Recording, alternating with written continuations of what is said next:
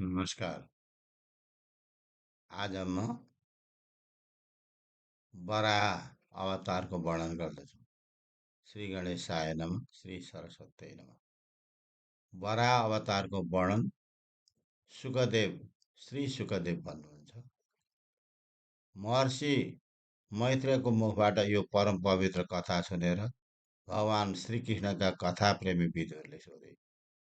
विदुरले सोधे, हे महामुनि मैत्रेय, ब्रह्माका प्रिय पुत्र सम्राट स्वयम्भव मनुले आफ्नी शतरूपालाई पाएपछि के गरे? हजुर, मलाई सर्वप्रथम ती महर्षि र भगवत भक्त राजा स्वयम्भव मनुको चरित्र सुनाउनुहोस्, किनकि मेरा उनमा ठुलो श्रद्धा छ। धेरै दिनसम्म परिश्रम गरेर विद्यार्जन गर्ने विद्वानहरूको विद्याको सार्थकता यसैमा छ कि ती भगवत भक्तहरूको पवित्र कथाहरू भन्नुहोस् र सुनौ। यसैबाट संसारको कल्याण हुनेछ र फेरि ठुला ठुला कवि पनि त उनैको सराहनी गर्दछन्। सुखदेव भन्नुहुन्छ, विनीत नारायणका चरणको उपादान आश्रय तकिया स्वरूप भगवत भक्त विदुरका कुरा सुनेर मैत्रेय मुनि गदगद भए। भगवानको कथाप्रति तिनको स्नेह उम्लेर आयो र शरीर रोमाञ्चित भयो। त्यस्तै विह्वल स्थितिमा मैत्रेय भन्दछन्, स्वयम्भव मनु र शतरूपाको जन्म भइसकेपछि मनुले हात जोडेर ब्रह्मासित भने, तपाईँ नै समस्त प्राणीहरूको जन्मदाता र वृत्ति प्रदान गर्ने पिता हुनुहुन्छ। तैपनि यो जान्ने इच्छा गर्दछु कि म कसरी तपाईँका प्रजाको सेवा गर्न सक्दछु। तपाईँलाई प्रणाम छ। मलाई यो भन्नुहोस् कि आफ्नो शक्ति अनुसार म तिनको के उपकार गरौँ जसले संसारमा मलाई यश प्राप्त होस् र परलोकमा सद्गति पाऊँ। ब्रह्माजी भन्दछन्, हे पुत्र, तिम्रो कल्याण होस् र तिमीसित यस निम्ति प्रसन्न छु कि तिमीले निष्कपट भावले आज्ञा माग्यौ र स्वयं आफूलाई मेरो हातमा सुम्पिदेऊ। हे वीर, सन्तानको एकमात्र कर्तव्य यो हो कि त्यो नम्रता र दत्तचित्त भई आफ्ना गुरुजनको आज्ञा पालन गरून्। जब तिमी यी शतरूपाबाट आफू झैँ गुणवान सन्तान उत्पन्न गरेर धैर्यपूर्व पृथ्वीको शासन गर र यज्ञादिद्वारा भगवानको आराधना गर्दै रहु। प्रजाको रक्षा नै मेरो सबैभन्दा ठुलो सेवा हुनेछ र तिम्रो यस कार्यले नारायण पनि प्रसन्न हुनेछन्। यज्ञ स्वरूप जनार्दन भगवान जोसित प्रसन्न हुन्छन्, तिनको कुनै काम पनि सम्पन्न हुँदैन।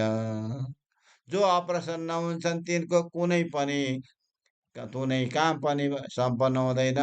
नारायण अप्रसन्न राख्नु आफ्नो आत्माको नै तिरस्कार गर्नु हो। अनि मनुले भने, हे पाप नाशक, म हजुरको आज्ञा पालन गर्न तत्पर छु, तर हजुर हाम्रो र हाम्रा प्रजाले बस्ने कुनै ठाउँ दिनु अब, किन अहिले त सारा पृथ्वी जलमग्न छन्।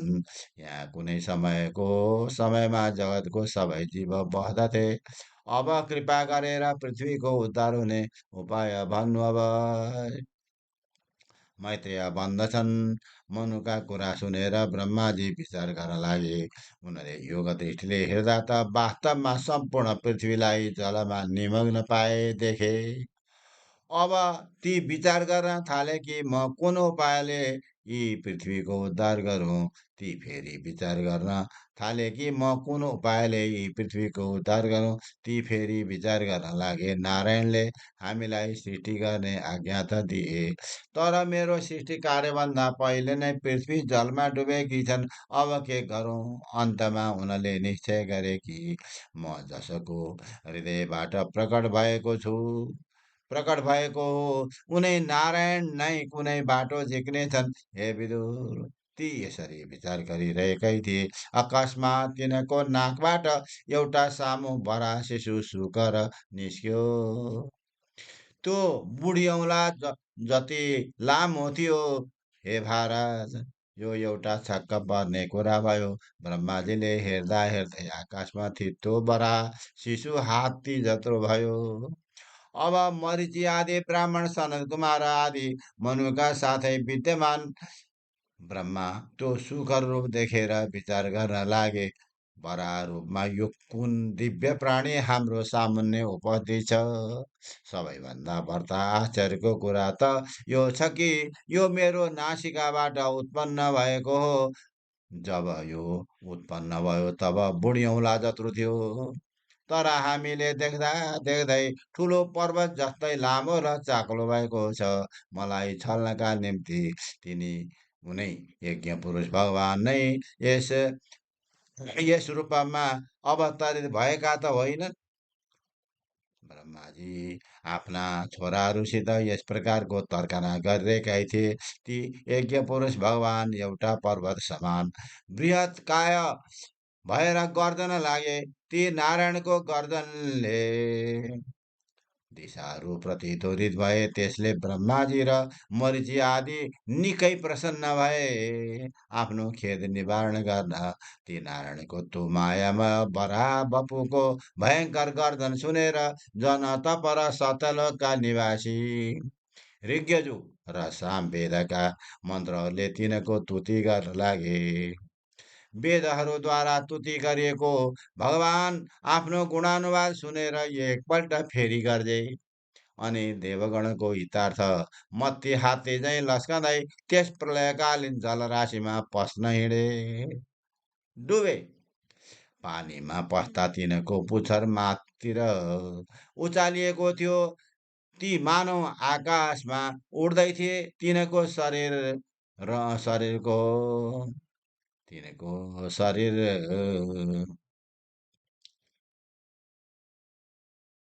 तिनका शरीरका रौँ कठोर भएर छाला खस्रो थियो। तिनका दुवै दाँत उज्जल थिए र आफ्नो खुराले मानव ती आकाशमण्डलका बादलहरूलाई हेला गर्दै थिए। तिनका आँखा टल्किरहेका थिए पृथ्वीको उद्धार गर्ने। नारायण तो सुकर शरीरमा पनि राम्रो देखिरहेका थिए। ती आफ्ना नाकले सुँघेर पृथ्वीको खोजी गर्दै थिए।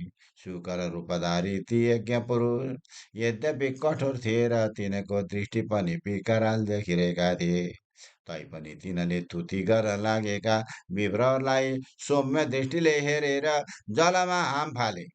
जुन बेला ती जलमा हाम फाले त्यस बखत ज्ञात हुन्थ्यो त्यस समुद्रको पेट फुटिसकेको छ।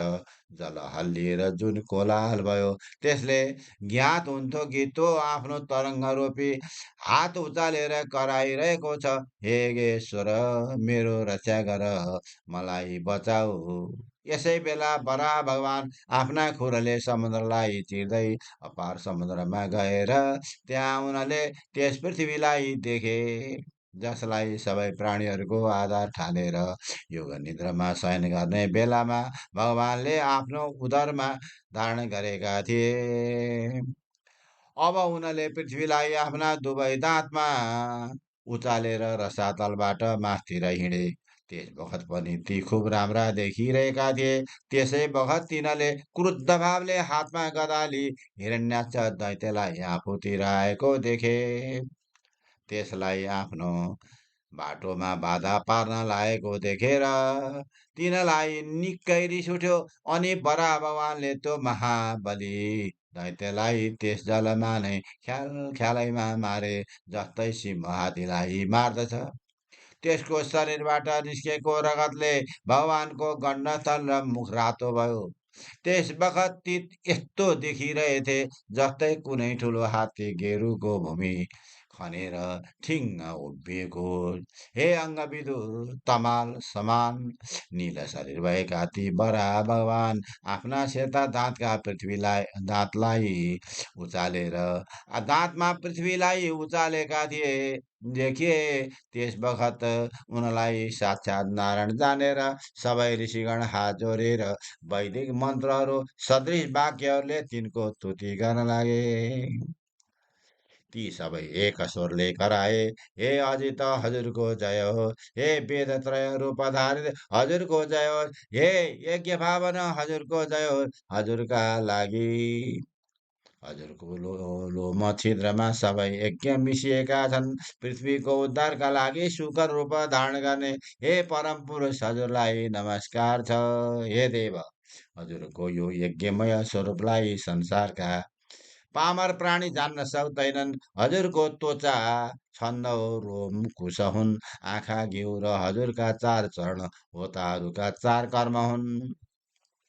हजुरको मुख श्रुक हो, हजुरको दुवै नाकको छिद्र सुरो हो, हजुरको उदर इडा यज्ञ भक्षण पात्र छन्, हजुरका दुवै कान चमस र ग्रह सोमपात्र हुन्। मुख घिउ र हजुरका चार चरण होताहरू चार कर्म हुन्, हजुरका मुख श्रुक हो, हजुरका दुवै नाकका छिद्र सुरो हो, हजुरको उदर इडा यज्ञ भक्षण पात्र हुन्। हजुरको यो यज्ञमय स्वरूपलाई संसारका प्रामर प्राणी जान्न सक्दैनन्। हजुरको चोता छन्द रोम कुश हुन्, आँखा घिउ र हजुरका चार चरण होताहरूका चार कर्म हुन्। हजुरको मुख सुर्ग हो, न हजुरका दुवै नाकका छिद्र सुरो हो, हजुरको उदर इडा यज्ञ बक्षण पात्र छन्, हजुरका दुवै कान चमस र ग्रह सोम पात्र हुन्। मुख प्रसिद्ध ब्रह्ममा ब्रह्मभाग पात्र हो, हजुरको भोजन नै अग्निहोत्र हो, हजुरको यो अवतार लिनु नै दीक्षा कार्य हो, हजुरको ग्रीवा उपसद तीन थरीका दृष्टि हो, हजुरका दुवै दाँत नै प्रापणीय दीक्षा पछिको दृष्टि र उदयनीय यज्ञ समाप्तिको दृष्टि हुन्। हजुरको जिब्रो नै प्रवर्ग प्रत्येक उपसदको आदिमा गरिने महावीर नामक यज्ञ हो, हजुरको शिर नै समय साम्य होमहीन अग्नि तथा अवसाध्य उपासना सम्बन्धी अग्नि र हजुरका पाँच प्राण नै चिति इष्टिको चयन कर्म हुन्। हे देव, हजुरको वीर्य नै सामरस हो, हजुरको बाल्य युवा प्रवृत्ति अवस्थाहरू नै पात सवन आदि कर्म हुन्। हजुरका शरीरको त्वचा मांसादि सात धातुहरू अग्निष्टोम अग्नि अन्त्येष्टि अत्यग्निष्टोम उपद षोडशी वाजपेय अतिरात्र र अवतरयाम नामका सात यज्ञ संस्थाहरू हुन्। हजुरको शरीरको सन्धिहरू नै द्वादशा आदि अनेक यज्ञ समूह हुन्। हजुर स्वयं सर्वयज्ञमय हुनुहुन्छ, हजुरका शरीरको बन्धन नै इष्टि हुन्, हजुर नै मन्त्र देवता द्रव्य क्रतु साधारण तथा क्रिया हुन्। वैराग्य भक्ति र योगद्वारा चित्तको एकाग्रताबाट जुन ज्ञान प्राप्त हुन्छ, हजुर त्यसको साक्षात् स्वरूप हुनुहुन्छ। हजुर ज्ञान प्रत्यक्ष प्रदान गर्नुहुन्छ। हजुरलाई हाम्रो बारम्बार प्रणाम छ।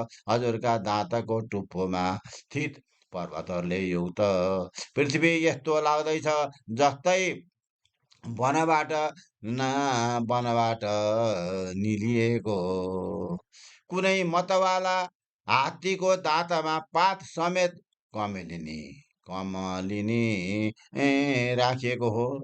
हजुरका दाँतमा विराजमान भूमण्डलले शोभित हजुरको यो बराहरू त्यसै कुलाचल पर्वत सदृश देखिन्छ, जसमाथि मेघमण्डल बटारिरहेका हुन्। हे नाथ, हजुर समस्त संसारका पिता हुनुहुन्छ र यो पृथ्वी हजुरकी पत्नी हुनाले सबै प्राणीकी आमा हुन्।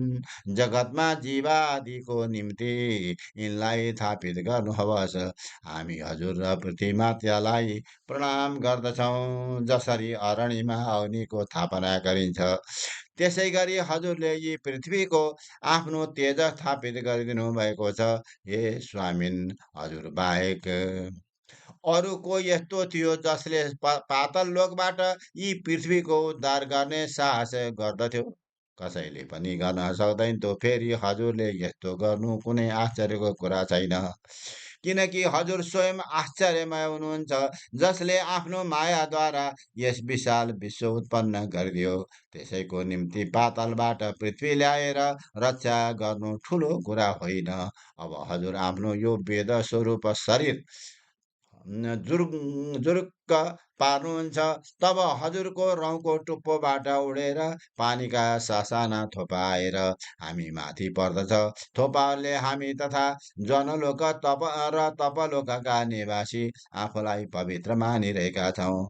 हे नारायण, जो हजुरको अपार लीलाहरूलाई जान्ने चेष्टा गर्दछ त्यो महामूर्ख हो, किनकि हजुरको महामूर्ख हो जो किनकि तो जो हजुरको हे नारायण, हे नारायण, जो हजुरको अपार लीलाहरूलाई जान्ने चेष्टा गर्छ त्यो महामूर्ख हो, किनकि हजुरकी युगमायाका सत्व र रजतम यी तीनै थरी गुणहरूद्वारा सारा संसार म अन्धकारमा परिरहेछ। हजुर नै त्यसको कल्याण गर्नुहोस्। मैत्रेय भन्दछन्, यस प्रकार ती ऋषिहरूको तुति सुन्दै बरा भगवानले आफ्ना खुरद्वारा छुपित जलमा पृथ्वीलाई राखिदिए। विश्वक सेन र प्रजापति बरा भगवानले कौतुकवश ल्याइएकी भूमिलाई जसरी जलमाथि थापित गरेर अन्तर्धान हुनुभयो। जो मानिस भगवानमा बुद्धि लगाएर प्रेमपूर्वक नारायणको यस पवित्र कथालाई सुनाउनु गर्छन्, ती जनार्दन भगवानका स्वप्रिय बन्दछन् र ती प्राणी स्वयं आफूमा एउटा अलौकिक प्रकाशको साक्षात्कार गर्न थाल्छन्।